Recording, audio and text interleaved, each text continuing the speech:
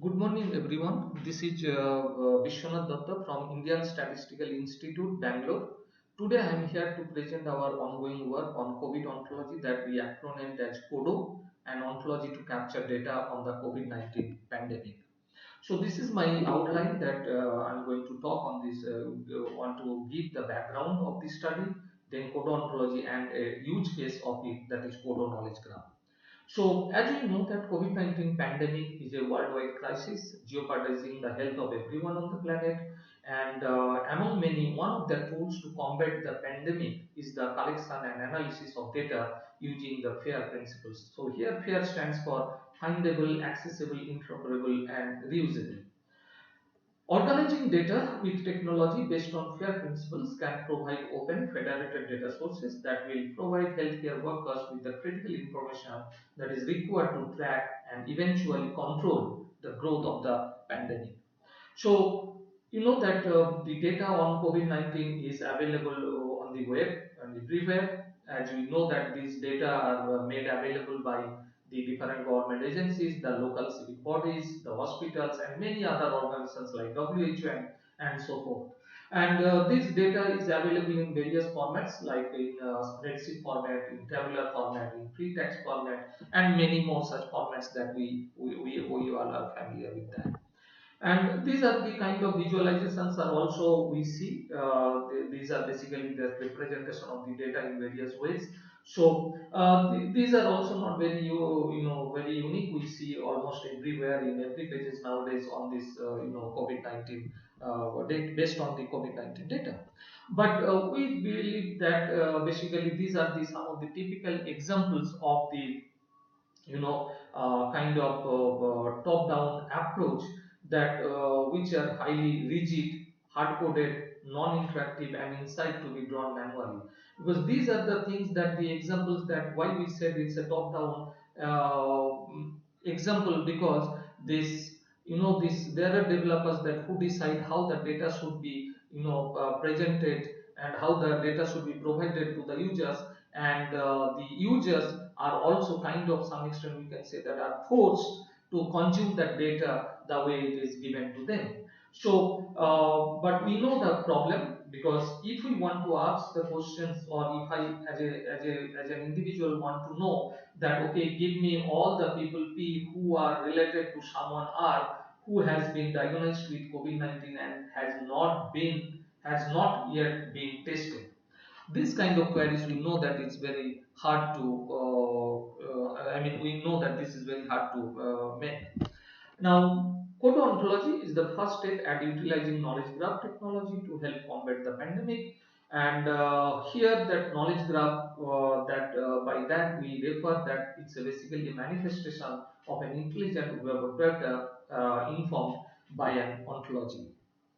Our Koto ontology goals are like to serve as an explicit ontology for use by data and service providers to publish COVID-19 data and FAIR data, to develop and offer distributed heterogeneous semantic services and applications, for example, to support the decision making system, doing advanced analytics such as COVID-19 contact tracing, factors of disease transmission, patients' travel history, and so forth. Also, to provide a standard-based reusable vocabulary for the use of various organizations, for example, government agencies, hospitals, to annotate and describe COVID-19 information. So there are many use cases that we can think of this COVID the code ontology, but these are the few, like say for example for knowledge graph creation, annotation of COVID-19 literature, application design, for example COVID-19 risk detection system, like that different use cases of code ontology we can think of. So this particular flowchart shows the our design approach of the Kodo, that how we have built this Kodo ontology. However, I am not going to detail all these steps. However, as it is already detailed in our this recently accepted paper that is accepted in KOD conference, and so here only I would like to go through the one part of it, that is step 2, the derivation of competency questions. There are many such competency questions that we have derived that actually gives the power of the Kodo ontology and it shows that what the Kodo ontology can deal kind of data, I mean what type of data and knowledge the Kodo ontology can deal with. For example, the questions like we have like find all patients where it is known who they contracted the virus from and find the patients that contracted from. Similarly, give all the patients who have contracted the virus from two or more possible patients, and like that we can ask several questions. This is our Kodo version 1.0 block diagram. So this shows the different classes, the properties, including the object and data properties. But however, now we are in Kodo version 1.3, so there are some changes have been already taken place. But however, you can still consider that this was our primary class diagram of this, showing the basic constructors of the Kodo ontology. Now, as I said that we are already in Codo version 1.3, and these are some of the glimpses. So this basically visual shows the branch of Codo ontology, that is agent branch, which has like subclasses like group, person, and then group has further subclasses like cluster, organization. Similarly, the person has like healthcare professionals, police person, patient, and like that there are different that classes and subclasses are further defined under this agent branch. Similarly, that we have this here branch like exposure to COVID-19. So the basically the idea of this branch is to to facilitate to capture the data related to that the possible reasons or the various reasons of catching the COVID-19. For example, that the disease can be transmitted from infected co-workers, infected co-passenger, and from the gathering and so forth.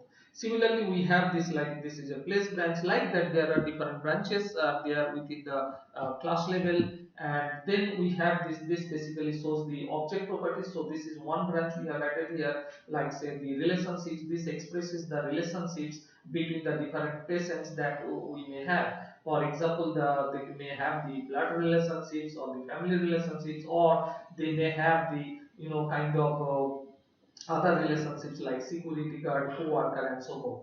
This is our data branch, and so data property branches, and so here we have like matrix, data, and there are many sub branches, and they can be found by going through our Kodo version 1.3 as available from w3it.org/Kodo, and also it's available on our GitHub page. So right now this Kodo version 1.3 consists of 90 classes, 73 object properties, and 50 data properties, and of course we are still growing.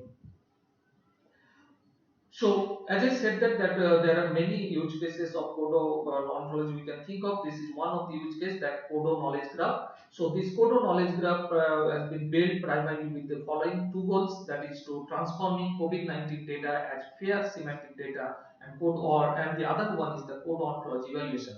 So we have built Kodo knowledge graph using based on the real patient data that we got it from our Karnataka province government. They made this data available, and this data was available basically in a PDF format, but then we got it in a spreadsheet format, and then we transformed it as a knowledge graph. So currently this our Kodo knowledge graph consists of 75,759 patients, and it has axioms more than 1 million.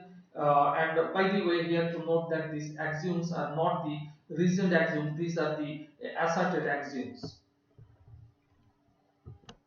And these are some of the visualizations. So here like that, we can ask the queries like that, show the patients with the possible reasons of catching COVID-19, also display the relationships between the patients events. So this is the query, and these are the some kind of visuals that have been produced using the AlgoGraph graph plugin tool.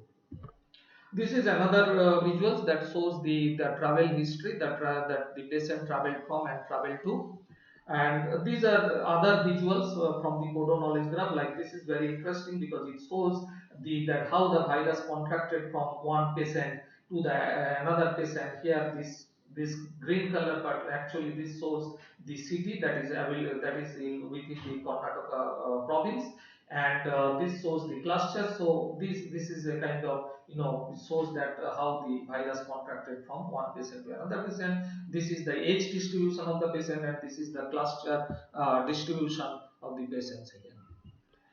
So there are many challenges and issues that we faced, both in terms of developing this code ontology and its use case, the code knowledge graph. One of the major challenges were that, like, data availability, because even though we say that there are a lot of data available here and there, but the problem is that not that all sort of data that we might be interested of is available. For example, we are interested on radiological imaging data, clinical data, and these, as per our information, that we were told that these are classified data and will not be made available.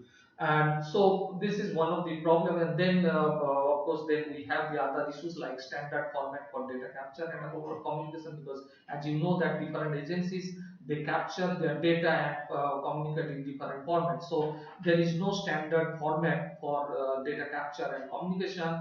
Similarly, most of the data sets are not directly consumable, not suitable to the graph. So this makes the data transmission complicated and time consuming.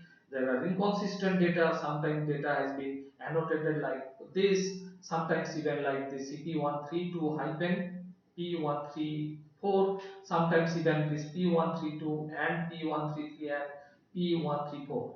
So there are many such issues, including the typo errors like data misplacement, spelling errors, and there are many such errors, as we know. And so in conclusion, so the Kodo ontology is only the first step in providing a knowledge graph model for COVID-19 based on FAIR data principles. The Kodo ontology has already found its use in a real world project called PING, that is a COVID-19 risk detection system for older people in residential aged care using ontology and machine learning technology. Our future plans are like to enhance the current code ontology by integrating many more COVID-19 datasets available on the web, both from India and worldwide, and also to publish Kodo using a triple store database published as a SPARQL endpoint and published it as a SPARQL endpoint. And these are some of the references. And thank you very much once again for giving us the opportunity to present our work on Kodo. Thank you very much. Thanks a lot.